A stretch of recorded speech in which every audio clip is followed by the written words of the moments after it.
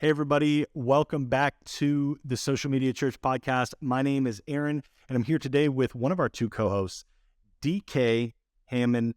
I need to come up with like some nicknames, but for today, DK, you're going to be the resident Laker fan that hasn't existed on this podcast since Jay Cranda left. And so for all of you that really like the fact that Jay repped the Lakers, if you're watching this on YouTube, you're going to see DK's hat that looks very eerily similar to Jay Cranda's hat that he would always wear on the podcast. Lakers have a massive playoff game tonight. We're pulling for them. DK, happy you're here, man. God bless you, and God bless the LA Lakers. Well, Nils isn't here to defend himself, but for me and Nils, the Blazers and the Spurs are not in the playoffs. So I personally am pulling for the Lakers. I got a bunch of friends in Southern California that are repping the Lakers tonight. But today on the podcast, we are excited to invite a Southern California, one of our new friends for DK and I, to the podcast. Also works closely with Jay. And if you haven't met Sallie Guillory, we are so excited to introduce you to her. And honestly, for DK and I, this being our first conversation with her, we are excited to learn alongside you all of the incredible things that Sallie has done in her career, what she's up to lately, and a really awesome document that she put. I call it a document. My goodness, it's a book. It's an ebook that she put together on YouTube. Yeah. Excuse me, DK. Excuse me. An ebook, and it's not that 10-page ebook. This is a full-on thesis, master's, doctorate level. Okay, not that fun. Yeah, okay. I'm trying to hype this thing up, but for real though, it is in depth, and it's on a subject matter that could not be more important. It's been important since the early 2000s, and it is still just as important, and in some ways just as unexplored today here in 2023, and that is everything on YouTube strategy. Before we jump into that, Sallie, we're so glad you're here. Would you be so kind as to introduce yourself to our audience? Yeah, absolutely. Well, thank you, Aaron and DK. I'm so glad to be with you guys and get to spend some time with you and with your audience. And yeah, so I am originally from Louisiana, so kind of close to the Texas border with you guys. And I actually was a high school basketball coach and teacher, and then started coaching in college, coached at McNeese State University and the University of Louisiana at Lafayette, and had an opportunity to play or coach in 2 NCAA tournaments. So not the NBA playoffs or anything, but NCAA tournaments. OSU. Okay. Is that the Ohio State or Oklahoma State?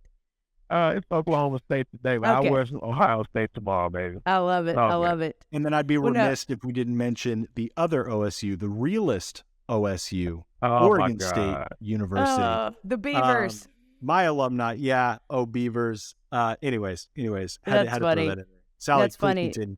Yeah, so no, I was coaching college basketball, had an opportunity to coach in a couple of NCAA tournaments in 2012 and 2011, and ended up coaching at University of Louisiana at Lafayette, which is my alma mater, and then really just kind of felt like the Lord started stirring some things up in my heart and felt a call to full-time ministry, and actually came on staff at the church in Louisiana where I got saved, and that church just changed my life, and I wanted to be a part of life changing other people in our community. And so had an opportunity to do that, came on staff, kind of helping in a lot of different areas, athletic ministry and things like that. And then I'm sure like many of the listeners can relate, a few months later, the youth pastor quits. Our pastor came to us and said, you guys are already working with students in the sports thing. Why don't you take over the youth as well? So we did that, and we had a great team, and ended up doing that also in the college ministry, did some outreach. And then he came to me one day and said, hey,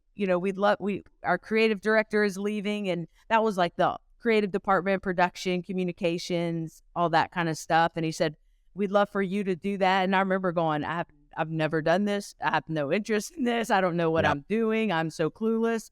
And I'll never forget the words he said. He was like, they have a great team. They're skilled. They just need a coach to bring them together. And so I said, okay, sure, I'll do that. And so took over that team and just fell in love with it, fell in love with church communications and church creative processes and being able to be a part of like so many things that touch the church, and just really an opportunity to share things that can show Jesus to people in so many different ways. Yep. And then in 2020, the campus pastor at our broadcast location where I was, he became the senior pastor at Times Square Church in New York City. Wow. And I had a great relationship with him and his family, and just kind of began to pray and felt like the Lord was kind of calling me to go to New York with him and help him get started there. And so went there, and again, we had a great team. A few of our team from Louisiana came with us, and we loved it. It was just a great church. New York City, obviously a great city, a great opportunity to reach so many lost people in that city. And then kind of, I guess, end of 2022 or so, just really kind of felt like the Lord was stirring some new things. I had been working with some churches and helping churches do some different things. And so started doing some consulting and coaching, and did that. While I was doing that, coaching and consulting, had a little more free time than I did when I was on a church staff. And so I realized there was such a need for, as I'm talking to these churches, of like just help with YouTube and help with digital things. And so that's why I kind of wrote this resource to help churches. And so was doing that and loved it, and had a great chance to talk to so many churches, but really felt like the Lord was stirring something inside of me of, the local church is my home. It's, my pastor used to say this about his own life, and I've kind of taken it on my own, is Jesus saved my soul, but the church saved my life. And really felt the call and the stir to kind of get back into a local church and building teams and being a part of that. And so had a great opportunity here at, just joined the team at Saddleback not too long ago. And so I'm here in Southern California now, and I went East Coast to West Coast. Nice. And I have I get to lead up the communications team here at Saddleback. And it's incredible. It's been an incredible time, and I'm just very, very grateful to be here with some awesome people. And so, that's how I am. That's how I got to where I am today. Man, Sallie, thank you for sharing. So many things that I personally want to ask you about collegiate sports coaching. I am curious, what was the organization that you were working with? Was it like FCA, or what was the Christian athlete organization you were working with? So when I left coaching, I was the associate head coach recruiting. I was a full-on coach. And then when I went work on staff at the church, we actually began an athletic ministry at our church. The year before, they had started one. The New Orleans Saints won the Super Bowl in 2009, our claim to fame. And the guy who recovered the onside kick, his name was Chris Reese. He was a safety from Georgia Tech. He recovered the kick, and he came speak at our church. And I don't remember the year, just kind of telling his story of what God had done. And so our pastor just has an anointing for seeing God's call in people's life, and went to him and said, "Hey, we'd love for you to join our team and start an athletic ministry." So Pastor Chris started that athletic ministry at the church before I came on. And then when I left coaching, I just kind of came up alongside of him, and he did the guys' sports and I did the women's sports kind of in our area. Yeah. Man, that's so cool. That's awesome.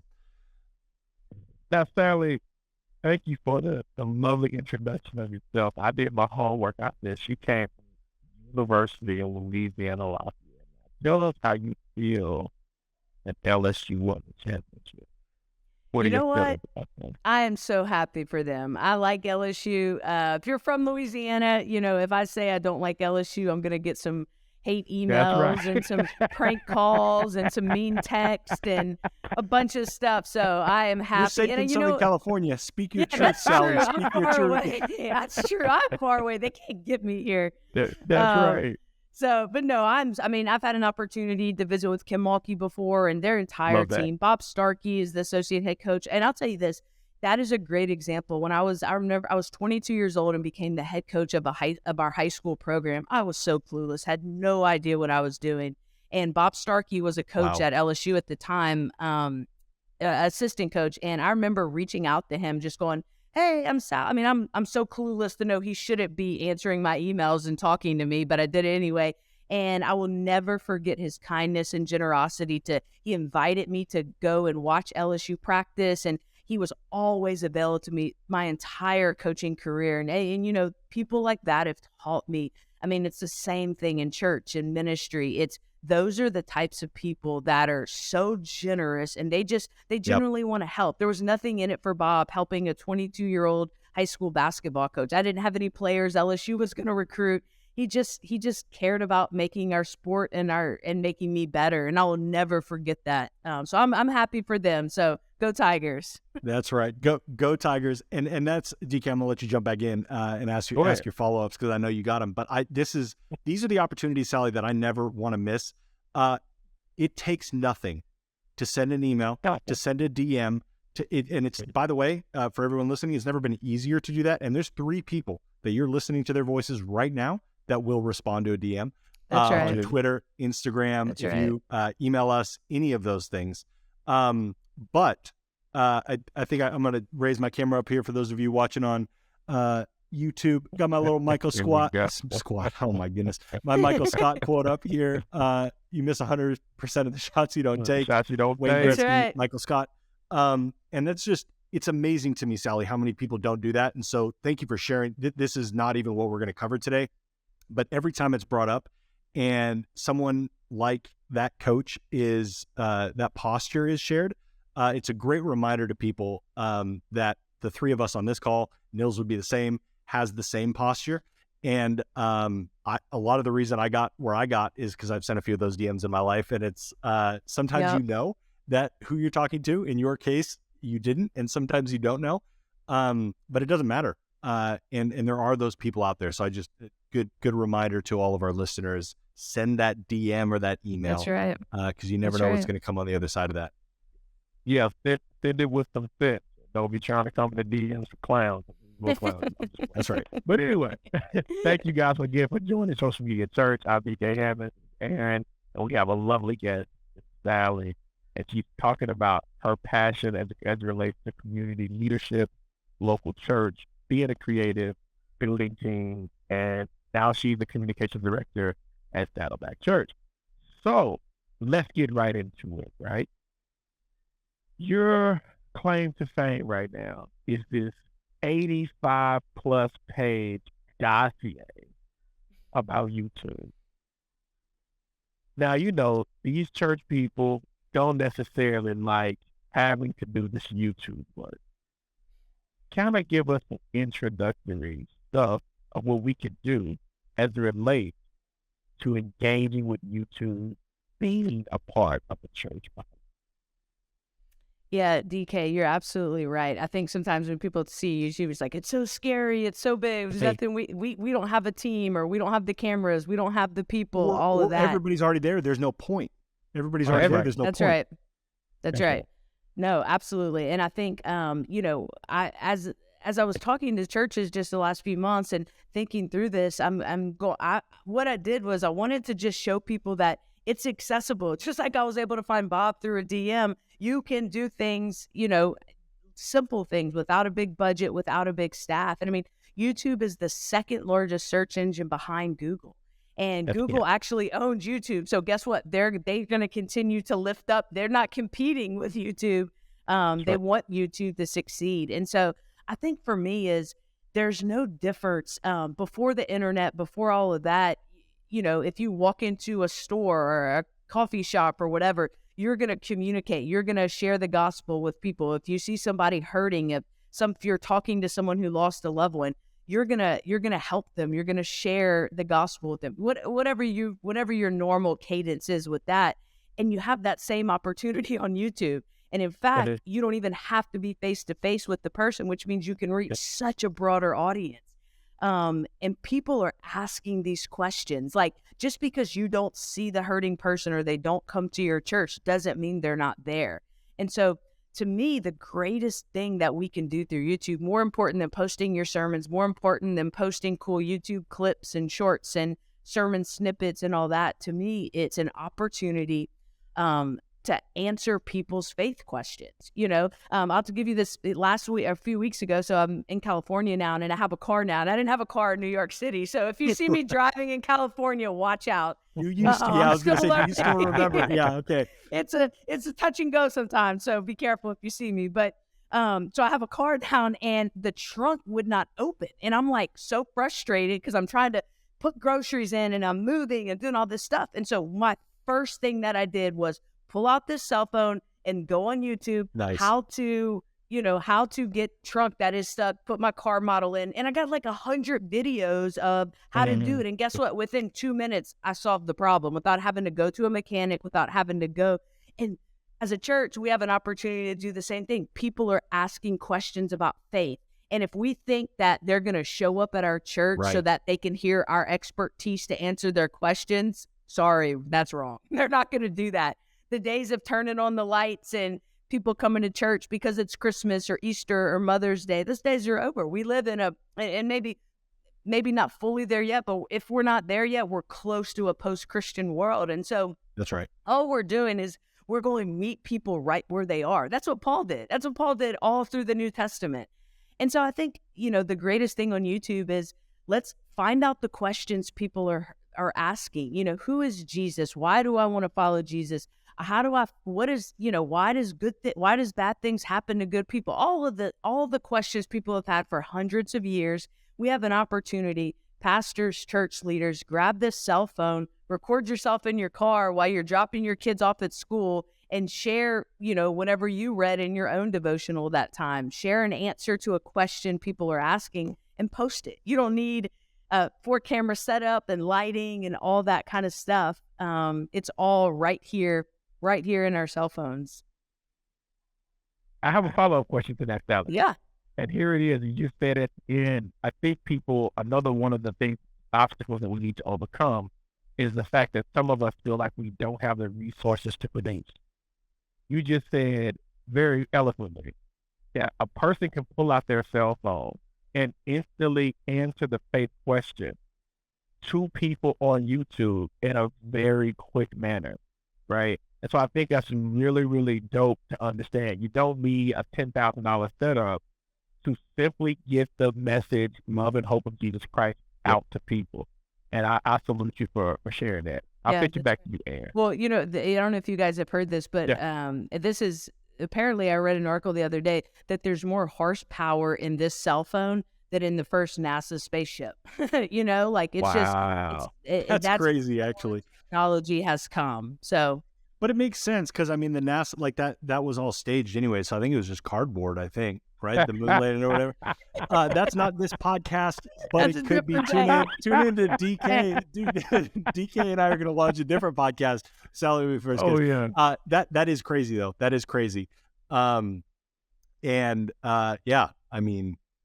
don't give the cell phone enough credit. I'm gonna ask you, Sallie. I have speculations. Why do you think we're still missing what you just said? How much power is in our pockets? Why are we still missing that? That's good. Aaron, I'm not 100% sure of this, but what I've found is I think people are oftentimes, and myself included, we're oftentimes scared of things that we don't understand. And think about it. People who don't understand Jesus, they're scared of church. They are. Maybe past experiences. And I think all of us are the same way.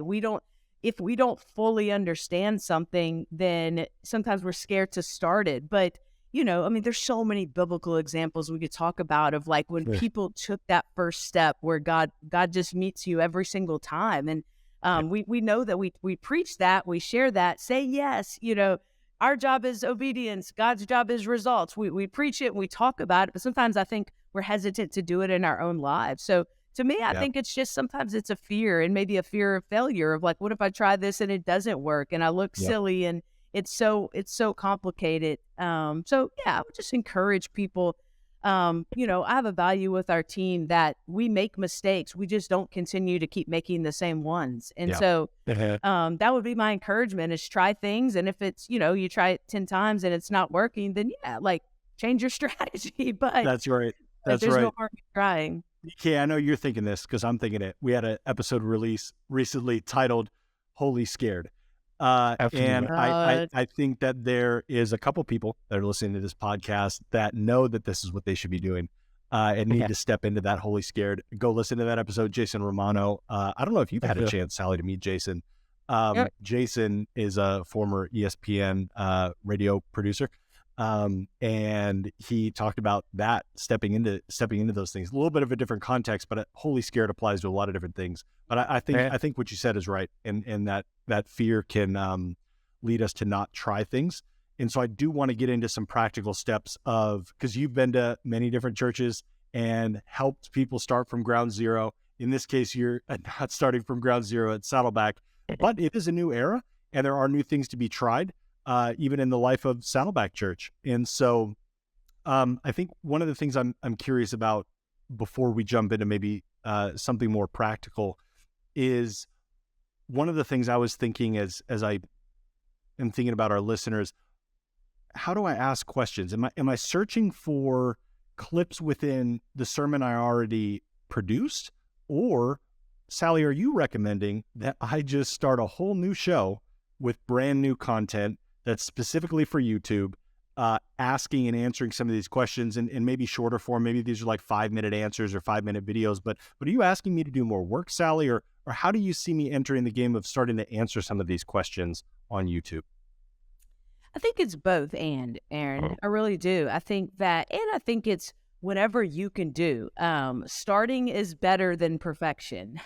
Action beats perfection every single time. Yes.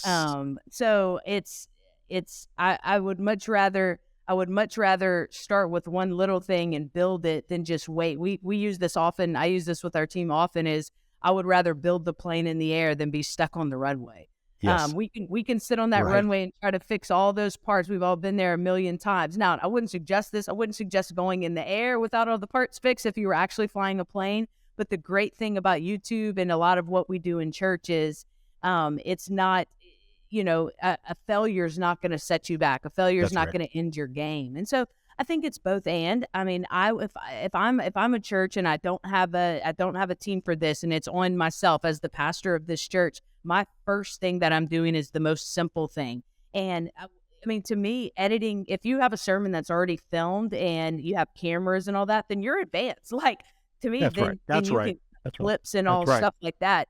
So if you have that, awesome. Absolutely. Cut those sermon clips, post them on YouTube Shorts. I mean, you can get Canva is a free app. You can cut shorts, cut videos and post them on Shorts. So if you already have that, awesome, do that. But if you have nothing, you're a pastor start. I was talking to a church from Atlanta a few months back, and they have none of that. They have one pastor, one staff, smaller church, maybe 200-300 people. And the pastor's like, I just want to start. I love that he wanted to do this. And I said, first things, he has a 14-year-old daughter. Guess what? She knows how to work this cell phone. They bought a $9.99 tripod from Amazon. Absolutely. Set up that tripod, put the camera, his daughter, made sure that he hit record, made sure the lights were on, made sure he could hear him. And he preached a sermon. I don't remember what the topic was. And every single Monday morning, he would film another little 5-minute follow-up from the sermon. Like, hey, yesterday we preached on 1 Corinthians 12, whatever. So I just want to share a couple more thoughts. And every pastor, they always want to make their sermon longer anyway, right? They always have more content. Right. So it's kind of like, hey, you can tell your congregation on Sunday, hey, this is a sermon. Tune in tomorrow on go to our YouTube channel. I'm going to share more. So that's just one simple idea. But then another thing you can do, ask people in your congregation, ask your small group leaders, ask your staff, ask your volunteers, hey, what do you hear people are wrestling with? Are we having a lot of marriage problems? Is our marriage counseling coming up? Or is it, maybe it's a lot of pre-marriage, maybe a lot of couples are getting married. Maybe our churches, we have, 80% of our church is singles and they're struggling and dating. Whatever that felt need is, that's what a pastor's doing anyway. They're shepherding those hearts. And so now, and instead of, you're not going to, if you have 100 people in your church, you can't have coffee with 100 people every week, but you can hear that felt need and you can record those little short snippet videos that address those felt needs and then post them on your YouTube channel. Yeah, I want to add to that, Sallie. I think people are not considering this other piece, how powerful transcriptions are. You can take a transcription, and this is free. Please give me my credit for you guys using that. But do it. If your church produces visual transcriptions for those who are who lead that, right? You can take that transcription load it into a software like ChatGPT, and have it produce content based on what's already been said by the leader that spoke. And it cuts your time in half. So one thing that ministry leaders don't have enough of is time. So we can get our time back. This is one of those ways, added to what you've already stated, that will help us reclaim the time.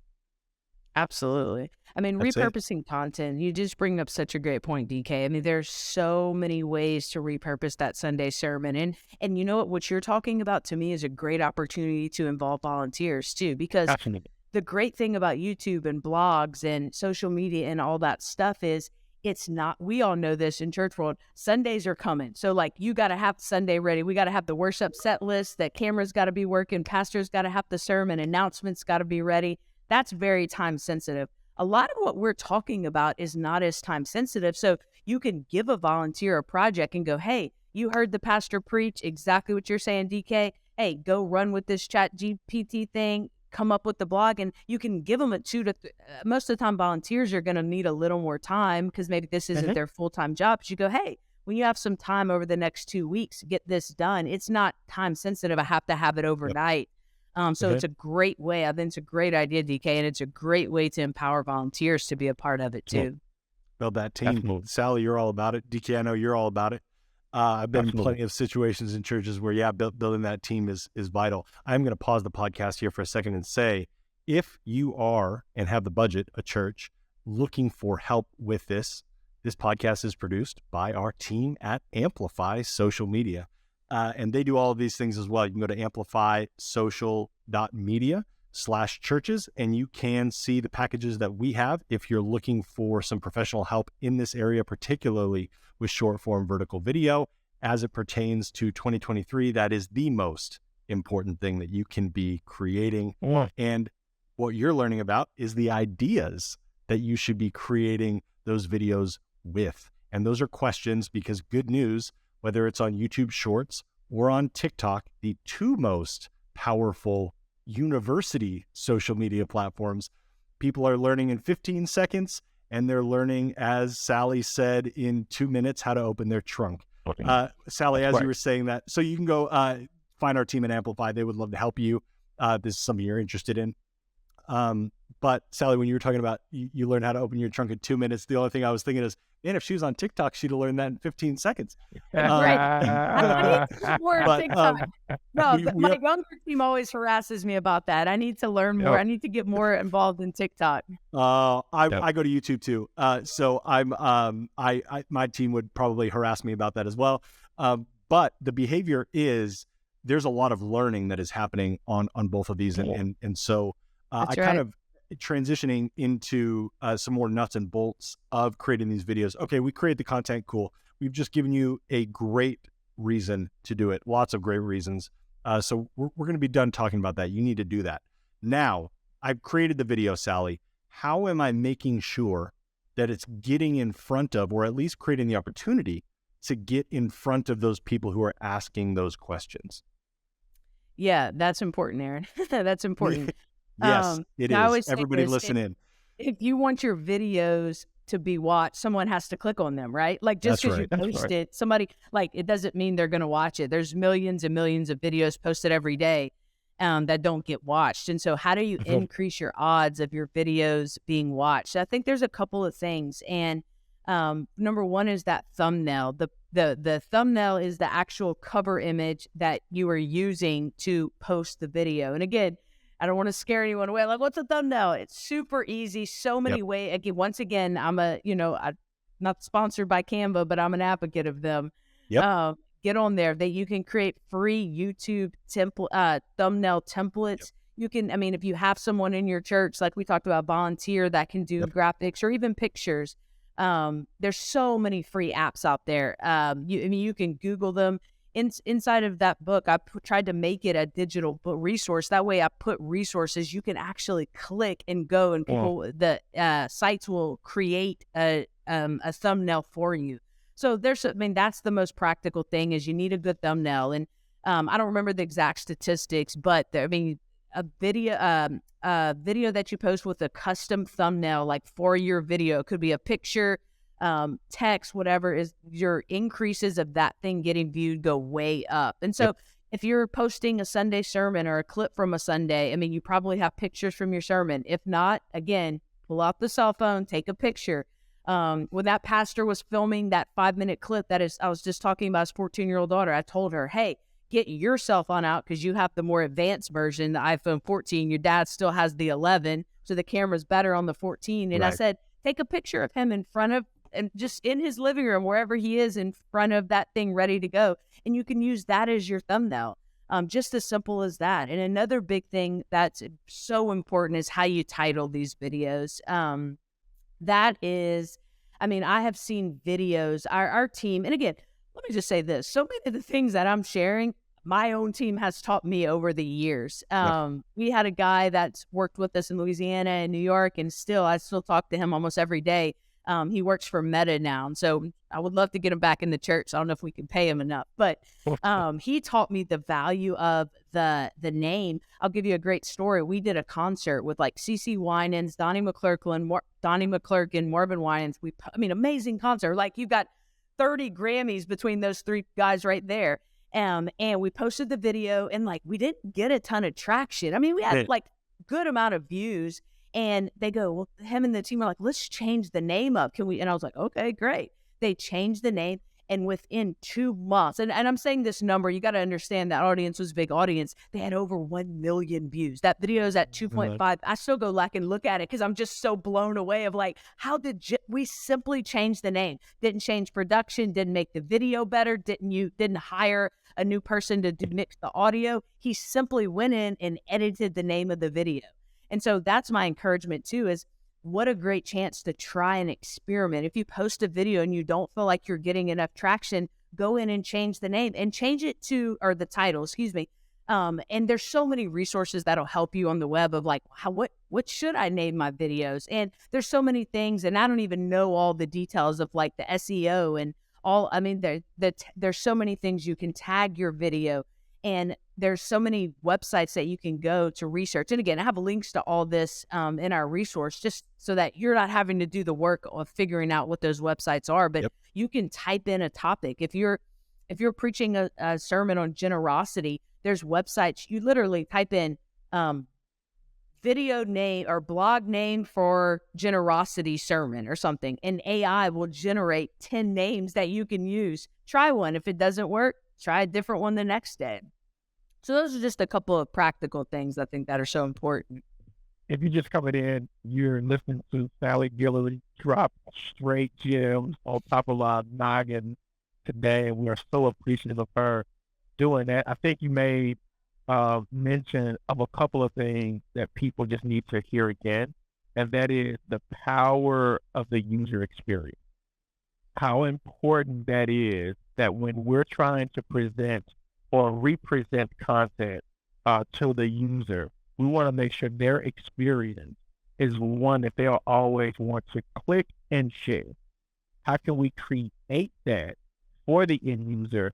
And you broke it down so eloquently. You told them, hey, if you want to do that, look up other value ads already existing within YouTube, and it will show you that it's already been done. Or check out the photos and thumbnails that's been pre-created, and try to emulate that in applications like Adobe and applications like Eagle or Canva. And then lastly, well, not lastly, but the next one was the messaging that we want to get across. And what goes into that message is the title, but what goes into that title is value naming. And so having all of those things encapsulate will give you a really rich user experience that will see your numbers go on the uptick. Now, I think the one part that we are missing, that is the power of overthinking and underproducing, and how these two things impact productivity. And so, Sallie, help the people when they're doing all of this and they're not really seeing what they need to see. Help them understand that somebody is watching and somebody needs this user experience to go on further. Yeah, absolutely. Well, DK, you're an IT web guy, so user experience is big to you. I know you know about this big time. Oh, yeah.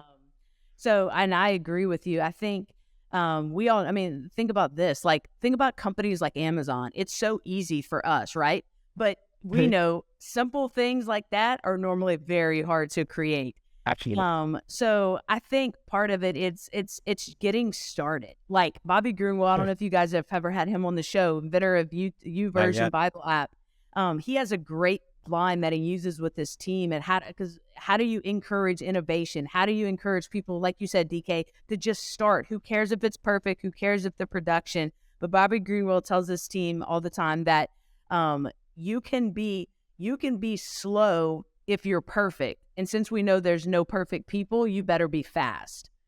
And I love that. So good. Say it again for the people in the back. Yeah. Bobby Greenwell says, you can be slow if you're perfect, but since we know there's no perfect people, you better be fast.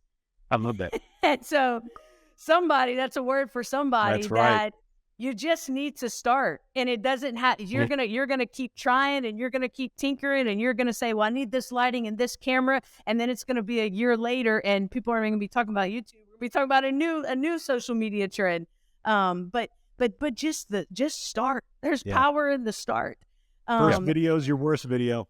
What's that? Come on now. First video is your worst video, and if it's not, there's something wrong.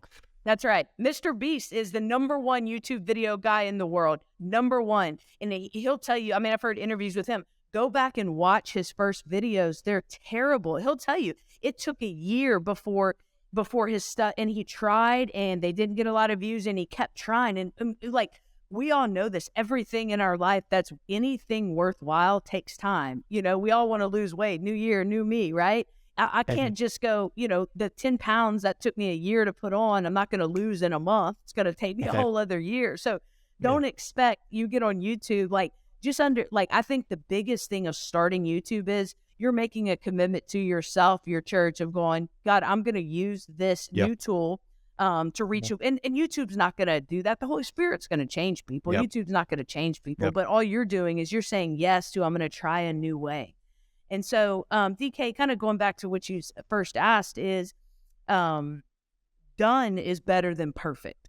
Done is better than perfect. And so I want to, if our goal is to just reach lost people so they can be found, because we believe heaven and hell are real and people really go there, that I'm going to do anything. Craig Rochelle says his church will do anything short of sin to reach lost people. And so if YouTube is going to help me do that, then I'm willing to put out a video that maybe I don't think is the best produced or the best content, whatever. It's going, I don't care. It's worth it. Paul said, I'm gonna try to be all things to all people so that some may be saved. And that's if I'm a pastor, I'm a church leader, a comms director, and I don't know what I'm doing, I don't have the resources.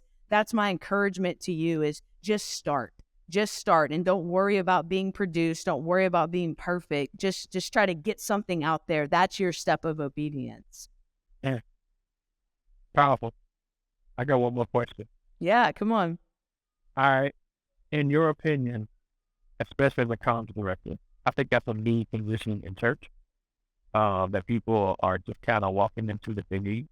But in your opinion, what are some of the skills that leaders need to develop as it relates to communicating to the younger generation?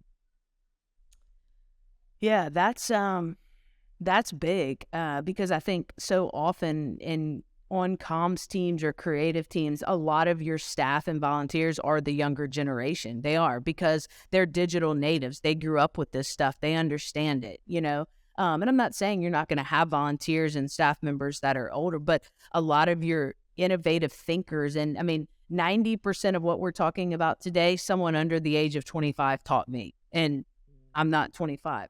So I need those people. Me neither. Yeah. So that's huge, DK. I would say leaders who can't lead the next generation are going to be lost. They're going to be washed out, because guess what? That next generation is coming up for the first time ever. I read a stat the other day. I believe Gen Z is almost the majority of the hires that are being made. So that's so important. And I think there's a couple of things. Number one, there needs to be a sense of care around people. It's not a do this job because I told you to. It's a, hey, we want to God gave you a skill set, God gave you a purpose, God gave you a wiring. So our job as leaders is to match up that wiring, not just like, hey, we need you to do this because it's your job and we pay you a salary. No, we need to make sure that the people that we're hiring and the people on our teams are actually equipped for the skill we're asking them to do. Yep. And so that starts even in the hiring process and asking those questions and figuring out. So that's very important. So making sure that we're putting people in spots that they can be successful in. And then just, and I think caring for their whole selves. Like, now people talk often about counseling and talk often about emotional health and spiritual health and physical health holistically. 10 years ago, that wasn't common knowledge in workplace, especially not on church staffs. It was, put your head down, pray. God's, you can't feel that way. God's stronger than your fear. God's stronger than your anxiety. I think it's a great thing that now we talk about emotions. Emotions are real. They're good indicators. They're terrible dictators, but they're good indicators. Wow. That's right. Said that. It's big. So as a leader, being aware and being sensitive of those. But to me, churches are still behind on this, by the way. Big time. Absolutely. Corporate America is figuring this out faster than churches. Absolutely. But it's harder in the churches because we have fancy words for it. We have fancy words to disguise it, but we're not talking about it. Yeah, absolutely. Well, if I may, the reason there's no true discussion at it is because we try to sprinkle the Jesus glitter on a real problem. Listen, if somebody is struggling from an emotional standpoint, man, if you don't put that glitter back in your pocket, we don't need it. We need practical things, what Sallie is presenting, to help us navigate life. And we can't overshoot our load, as you're mentioning, because we don't value the individual that we're leading. That's not even biblical.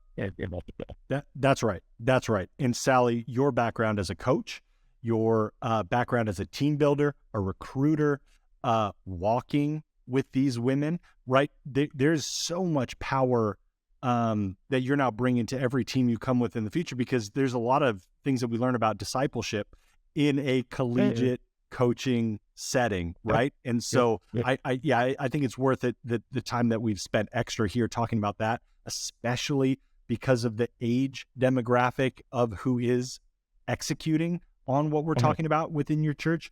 Yeah, this is a discipleship thing. And ironically, within the church staff, we need to get better at discipling ourselves and our staffs just as much as we're trying to disciple or even successfully discipling the people in the congregation. And that's worth spending some time on. And Sallie, I think you're the perfect person to have brought that up, because you did that in a collegiate setting with a team with that age demographic of your players as they're figuring out all their stuff, right? New life season, classes, playing, all of those things.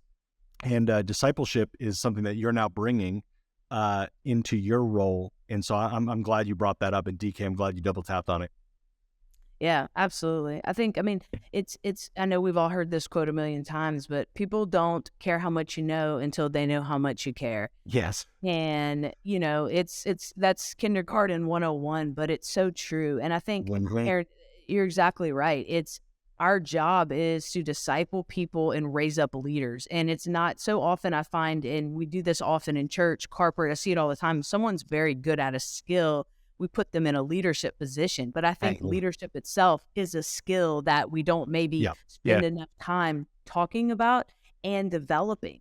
It's because that's at the end of the day, every great coach, no one's talking about Phil Jackson of like, oh, he made the winning shot in Game 7, but they go, he took a bunch of superstars. No one's saying Phil Jackson's a better basketball player than Michael Jordan, but he took a bunch of superstars and raised them up, led them, gathered them, encouraged them, motivated them, and elevated them to greatness. And I think, that's all of our jobs in leadership. And going back to your question, DK, how do you kind of lead the next generation is you become a coach, not a manager. Nobody wants to be managed. Nobody wants to be managed. I don't want to be managed. I don't want someone managing me. I want someone coaching me. I want someone leading me. I want someone calling me to a place that I've never been, seeing something for my own life that I can't even see for myself now, but because they're calling it out in me, I begin to see that for myself. And I think that's beautiful. that's the greatest privilege of what we get to do in leading people in our churches, on our teams, or whatever arena we're in. That was free. That was free. We're talking about YouTube, but that was free. You're welcome for everybody listening. DK, you got a follow-up question on that? Because I got one that might bring us home. No. Go for it, man. You're good. Okay. Sallie, you put this whole thing together. We don't want to go too deep into it because we want people to get it, right? And at the end, you can let people know where they can get it, connect with you, all those things. But I'm curious, because you walked down that journey, and that's a huge journey. Anytime you're putting 85 pages of anything together, you've walked down a journey. What was the most insightful thing or surprising, kind of fill in the blank? What was that thing that you weren't expecting to find as you went down this road of figuring out YouTube strategy, putting it together? Or maybe you did expect to find it, but it was really confirmed of like, oh yeah, like this is the piece of this document that's like the secret sauce. Yeah, that's a great question, Aaron. I think I know exactly what the biggest surprise was. I was so surprised at how little I knew, to be honest with you. I had worked at 2 large mega churches. I thought we knew what we were doing in YouTube. I thought our team did a good job. I'm serious. And I thought, yeah, I know you are. It's going to be great. We're going to help people. And then, as I begin to write this, I'm going, oh my goodness, I'm realizing how much I don't know. But on the positive side of that, I realized there's so many people and resources out there that this is all they do. Their entire life's work is created to, how do you create a YouTube thumbnail? Their entire life work is, how do you create better descriptions? And so it just opened up I put some of these people that I started kind of learning from in the book of, just going, oh my goodness, they have such a broad knowledge base that we can pull into the churches. Like YouTube is such a different world. And I think sometimes it's so easy because we work in church. We say, well, this is how you use it in church, or this is how you use it in this arena. But no, we can use it all together. And I think the great thing about what I learned is the people we're trying to reach are already on YouTube. Like, they're not waiting for our church to get on there so they can be a part of YouTube. Like, they're already on there. We're the ones behind, Yes. So that was definitely a good surprise for me. Ooh, that's powerful. Okay. You and your good surprises. That was a needed conversation, I think, because let me just speak personally. Organizationally, that's kind of what we are in terms of discussing how we can better engage our YouTube audience.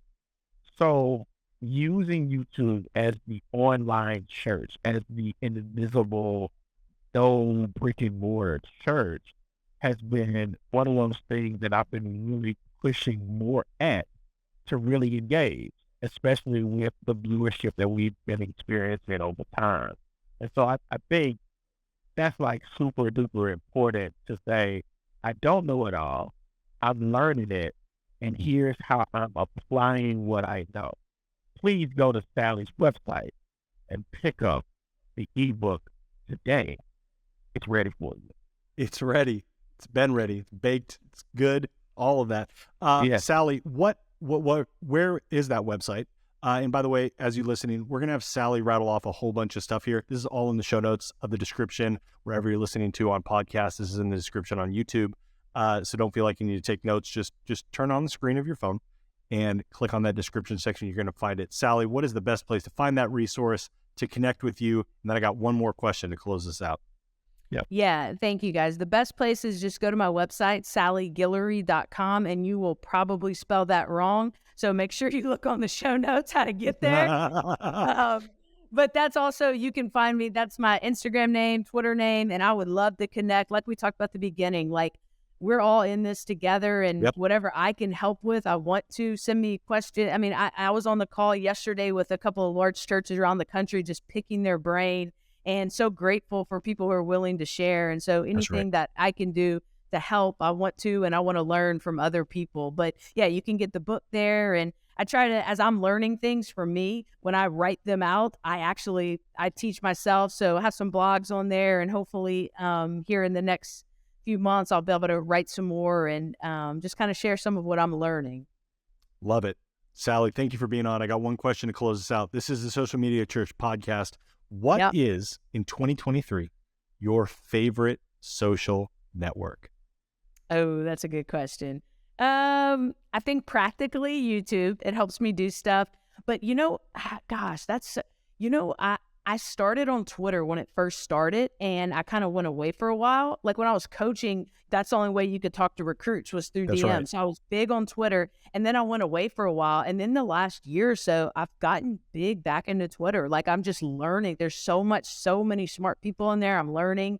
It's a great place to kind of share ideas, and so that's fun. But honestly, I have to say, I think my favorite though is Instagram. I like connecting with my friends and family, and I'm learning a lot on there too. So probably Instagram right now. Okay. That was a crafty way of getting a lot of them in there, but you Yep, did land, yep. you did land the plane. You did land the plane. I'm proud of you. DK and I are proud of you. DK and I are Twitter guys. DK, I got to say, every time I ask this question, I do a self-evaluation.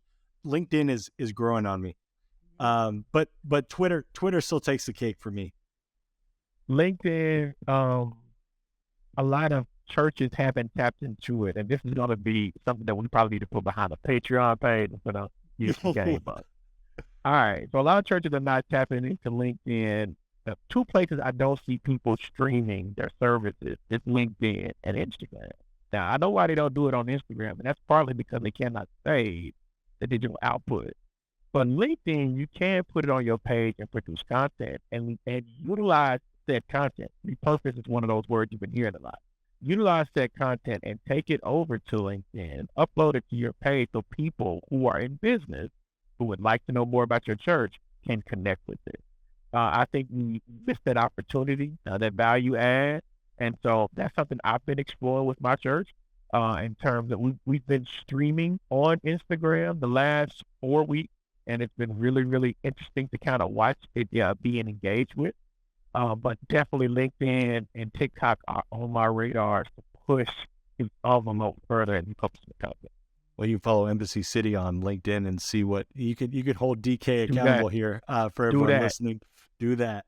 Well, Sallie, thank you so much for your time, your wisdom, your insight. This is the first, but this will not be the last time that we have you on the podcast. We appreciate you getting up a little bit early, even over on the West Coast there to meet with DK and I this morning. Everyone listening, if you haven't yet subscribed to the Social Media Church podcast, now is your time to do so. If you haven't subscribed to our YouTube channel, since we just talked about YouTube, this is where we post our podcast as well. This is reminding me, DK, we're going to have to talk about YouTube entering the podcast game as well. They've been in it for a long time, but officially coming out with an announcement about it. But make sure you subscribe, leave a review. That is how this content gets into the hands of people who are searching for how to help their churches on YouTube and social media. It's been a pleasure giving this content to you, and we will catch you again on the next episode.